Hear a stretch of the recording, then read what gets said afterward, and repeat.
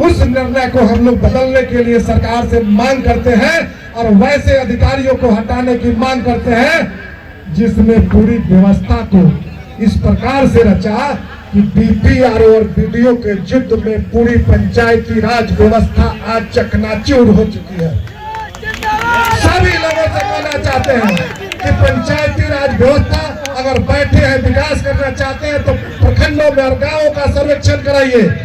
आज बीपीआरओ और बीडीओ के माध्यम से जिस प्रकार से एक दूसरे के द्वारा आपसी लड़ाई का परिणाम है कि हमारे प्रमुख, हमारे जिला हमारे मुखिया, हमारे सरपंच सभी लोग आहत हो चुके हैं।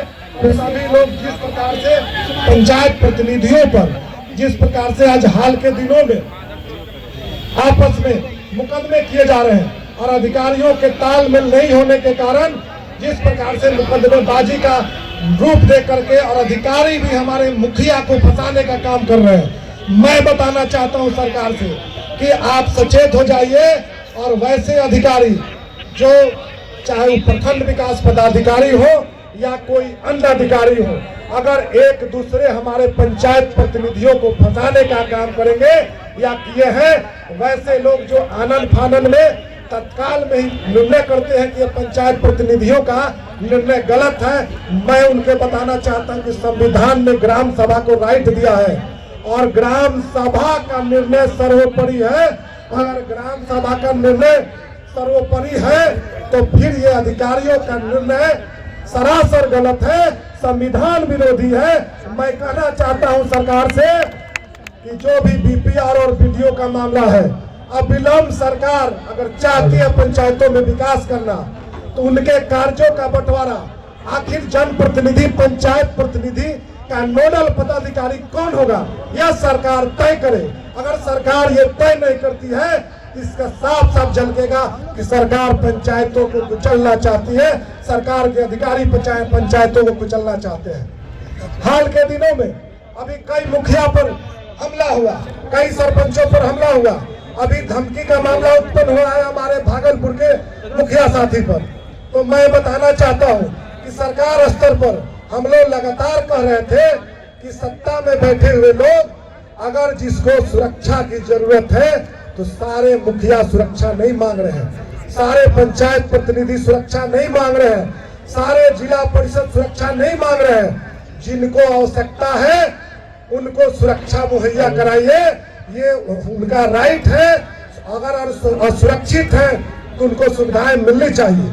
मैं साफ साफ बताना चाहता हूं, ग्रामीण विकास विभाग से भी कहना चाहता हूं कि गांवों के विकास में अब वह पंचायत प्रतिनिधि अंधे बहरे गूंगे नहीं है, वह निर्वाचित सरकार के प्रतिनिधि है। और ग्रामीण विकास, खासकर मैं ग्रामीण विकास को बताना चाहता हूं कि ग्रामीण विकास के अधिकारी जिस प्रकार से मनरेगा को लेकर के मनरेगा में जिस प्रकार से अवैध तरीके से जो यूजर पासवर्ड मुखिया का प्रयोग किया जाता है, जिस प्रकार से भुगतान का राइट ग्राम पंचायत के मुखिया और पंचायत सचिव को है और प्रखंड लेवल पर प्रमुख से लेकर के और बीडीओ को है, बीपीआर को है, वैसी व्यवस्था जो कमजोर करने की साजिश की गई है, उन लोगों से साफ साफ कहना चाहते हैं कि कोई ग्रामीण विकास के अधिकारी का कोई भुगतान से संबंधित जो अधिकार है वो वित्तीय नियम के खिलाफ है। और वैसे लोग कार्यक्रम पदाधिकारी मुखिया को गुमराह करना चाहते हैं, वैसे लोगों से भी साफ साफ कहना चाहते हैं और आप सभी के माध्यम से साफ साफ बताना चाहते हैं कि पंचायती राज व्यवस्था, ग्राम स्वराज हमारा अधिकार और निर्वाचित सरकार का अधिकार है। यह आपका बपौती नहीं है। ये बेईमानी से जो व्यवस्थाएं चलाई जा रही है वो पंचायत प्रतिनिधि नहीं चलने देंगे। हम साफ साफ करना चाहते हैं कि आज वार्ड सदस्य जागरूक हो चुके हैं, पंच सदस्य जागरूक हो चुके हैं। सभी ने कहा कि मुखिया से कभी लड़ाने का काम किया गया, कभी पंच से लड़ा दो, कभी सरपंच से लड़ा दो, कभी जिला परिषद से लड़ा दो। आज सभी के सामने मैं बताना चाहता हूँ, जिला परिषद संघ के, पंचायत समिति संघ के यहाँ अध्यक्ष मौजूद है, हम लोगों के बीच वार्ड संघ के प्रदेश अध्यक्ष मौजूद है, हम लोगों के बीच पंच सरपंच संघ के पदाधिकारी और अमोद निराला जी हम लोगों के बीच मौजूद है। हम लोग के बीच जिला परिषद संघ के अध्यक्ष विश्वजीत दीपांकर जी मौजूद है। सभी ने साफ निर्णय किया है कि चरणबद्ध तरीके से यह एक झांकी है। अगर सत्ता में बैठे हुए लोग अभी भी नहीं संभले तो यह झांकी बड़ा रूप लेगा, जिसे सत्ता में बैठे हुए लोग रोक नहीं पाएंगे। 2001 से पेंशन चालू करना होगा। और सबसे बड़ी बात है, 2001 से पेंशन चालू मैं बताना चाहता हूँ कि वेतन भत्ता पेंशन अगर सरकार में निर्वाचित प्रतिनिधि जो ऊपरी सदन के लोग हैं वह लेने का काम करते हैं, तो मैं बताना चाहता हूं कि ग्राम पंचायत के निर्वाचित प्रतिनिधियों का भी हक है, पूर्व से निर्वाचित प्रतिनिधियों का हक है कि वैसे पूर्व निर्वाचित प्रतिनिधियों को भी सरकार 5,000 पेंशन देने का काम करे।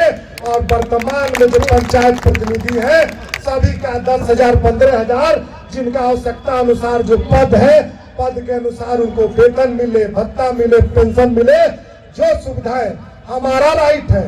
हमारे राइट का प्रयोग, कंटीजेंसी का प्रयोग कौन करता है? प्रखंड लेवल पर बैठा अधिकारी करता है। उसका राइट नहीं है, यह पंचायती राज संस्थाओं का राइट है कि उससे कटा हुआ कंटीजेंसी मद की राशि पंचायती राज संस्था को मिलना चाहिए। मैं साफ मैं किसी अधिकारियों से हम लोगों का द्वेष नहीं है।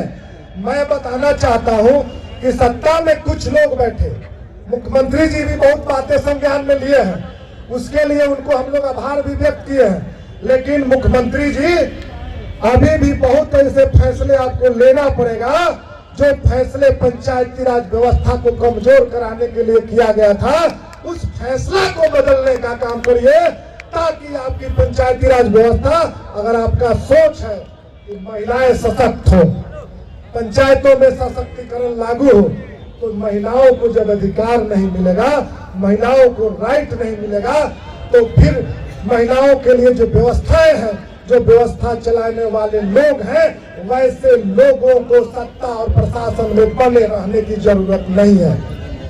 मैं साफ करना चाहता हूं माननीय मुख्यमंत्री जी से और भारत सरकार के लोगों से भी कहना चाहते हैं कि भारत सरकार जिस प्रकार से हमारा मांग है, 11 सूत्री जो हमारा मांग है, उसमें हम लोग साफ बोले हैं कि 15वीं वित्त आयोग की राशि का 100% पंचायतों और पंचायती राज संस्थाओं के हवाले किया जाए।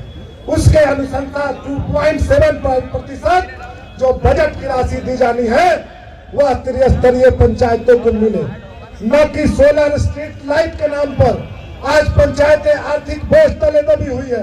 पंचायतों के पास विकास के लिए पैसे नहीं है और सरकार का फरमान जाता है कि आप सोलर स्ट्रीट लाइट लगाने का काम करिए।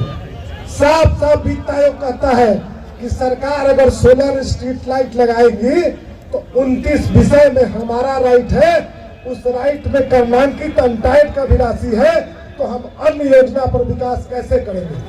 तो मैं साफ बताना चाहता हूं कि स्पष्ट लिखा हुआ है 15वीं वित्त आयोग के सिफारिश में भी कि त्रिस्तरीय पंचायतें, मुखिया, ग्राम पंचायत और जिला परिषद पंचायत समिति आपस में मिलकर योजनाओं का कन्वर्जन कर सकते हैं, आपस में समन्वय से एक योजना 2 योजना का कार्य करा सकते हैं।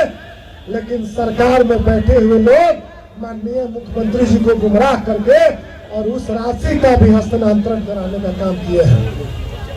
मैं बताना चाहता हूं यहाँ बैठे हुए तमाम लोगों को कि जिस प्रकार से आपका छठा वित्त का अनुशंसा है, मैं साफ कहना चाहता हूं मुख्यमंत्री जी से कि छठा वित्त की जो राशि है उस राशि का 100% उपयोग पंचायतों और पंचायती राज संस्थाओं के माध्यम से कराया जाए। ये हमारा राइट है। उस राशि को काट करके दूसरे मदों में दिया जाता है, जीपीडीपी बनाया जाता है और जीपीडीपी का 50% भाग दूसरे संस्थाओं को देने का काम किया जाता है। जो पंचायतें जीपीडीपी बनाती हैं उसका पंचायतों का 100% राशि मिलना चाहिए, 100% पंचायत समितियों को मिलना चाहिए, 100% जिला परिषद को मिलना चाहिए। और सरकार को आज हम बताना चाहते हैं कि जो भी हमारे त्रिस्तरीय पंचायत प्रतिनिधि हैं और ग्राम कचहरी के प्रतिनिधि हैं, मैं धन्यवाद सबको दिए हैं। और जो भी मंच पर साथी जो नहीं बोल पाए हैं, यह कार्यक्रम हमारा अभी चलेगा, वह साथी भी बोलने का काम करेंगे, उनसे भी हम क्षमा मांगते हैं कि इसके लिए बुरा नहीं मानेंगे। समय कम था, बहुत लोगों को फंसाने का रास्ते में काम कर दिया गया। मैं बताना चाहता हूं आप सभी से कि सत्ता में बैठे हुए सत्तासीन लोग इस मिलर स्कूल की धरती से पंचायत प्रतिनिधियों और ग्राम कचहरी के प्रतिनिधियों के आवाज को सुनने का काम करिए। ये मुगालते में नहीं रहे कि हम पढ़े लिखे हैं तो हमारे पंचायत प्रतिनिधि अनपढ़ है, उनको बरगला करके काम करा सकते हैं। जो हमें व्यवस्थाएं दी गई है, जो व्यवस्था का लाभ मिलना चाहिए, अगर हम सहयोग आपका कर रहे हैं, आपका अगर हम पंचायत सरकार भवन से लेकर के अगर हम मनरेगा से आपका खेल मैदान बनाने का संकल्प लिए हैं, आपका भी संकल्प बनना है और ये झूठ के बाजी नहीं चलेगा। जिस प्रकार से बेईमानी से और छल करके ये कहा जाता है कि आपका जो मुद्दा होगा, हमारा 20 योजना का मामला था, आज भारत सरकार से कहना चाहते हैं, बिहार सरकार के अधिकारियों के द्वारा आश्वासन दिया गया था कि 20 योजना ग्राम पंचायत का जो योजना बैंक था उसको तोड़ करके 40 से 100 योजना के लिए हम लोग प्रस्ताव देने का काम करेंगे। कब दीजिएगा? समय आ गया है, अधिकारी लोग चेत जाइए। या तो अधिकारी चाहते हैं कि मुख्यमंत्री पंचायत प्रतिनिधियों के प्रति बेनकाब हो जाए, इसकी वो साजिश में लगे हैं, या कहीं न कहीं कोई साजिश है जो नहीं चाहता है कि पंचायतों का विकास हो और पंचायत प्रतिनिधि स्वतंत्र हो। हमारा साफ साफ मानना है